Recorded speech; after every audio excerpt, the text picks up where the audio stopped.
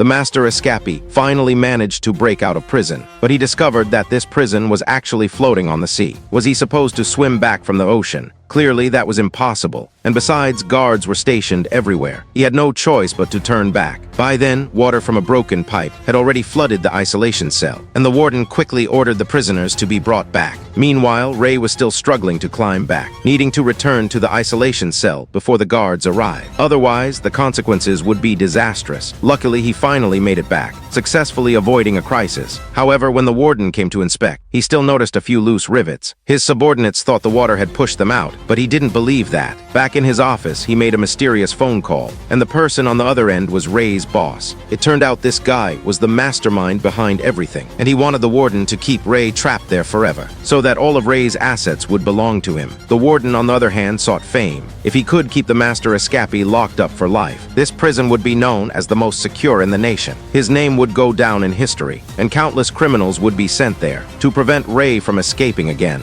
The best strategy was to leave him with no energy to plan. So every night at bedtime, the warden had the guards constantly bang on the iron bars, keeping Ray from sleeping peacefully. And if he even felt drowsy, the guards would come and beat him viciously. After days of relentless torment, Ray could barely stand, let alone do anything else. His cellmate Victor kept encouraging him, telling him to stay strong, and Ray, of course, wasn't about to be defeated. Meanwhile, his teammates finally tracked his location, to a prison at sea. To escape, Ray needed to know the cargo ship's current position, and he knew the doctor at the hospital was sympathetic. Ray had asked him about this before, but unfortunately a guard was standing nearby, so Ray decided to try again. He had Victor deliberately injure him, just so he would be sent to the hospital for treatment. Faced with Ray's questions, the doctor was hesitant. Revealing anything could cost him his life. Ray had no choice but to devise another plan, having Victor secretly bring him a pen, and also the glasses from the guy behind him. The next day, Victor brought the glasses, though the person who owned them seemed a bit reluctant. Ray intended to use these tools to make a sextant to calculate directions. At that moment, a guard in the monitoring room sensed something was off, noticing the two seemed to be plotting something. Soon, a nearby guard received orders to immediately arrest Ray. Fortunately, Victor had hidden the sextant in time, but Ray was put in solitary confinement. The warden forbade him from leaving or speaking to anyone, forcing him to eat, drink, and sleep there. The warden even claimed to be a fan of Ray, saying this prison had been built based on Ray's own book, An Introduction to Prison Security Loopholes. Faced with Ray's threat, the warden became even more excited because it was such a challenge. He wanted to see whether Ray, the master escapee, was more impressive, or if his floating prison was.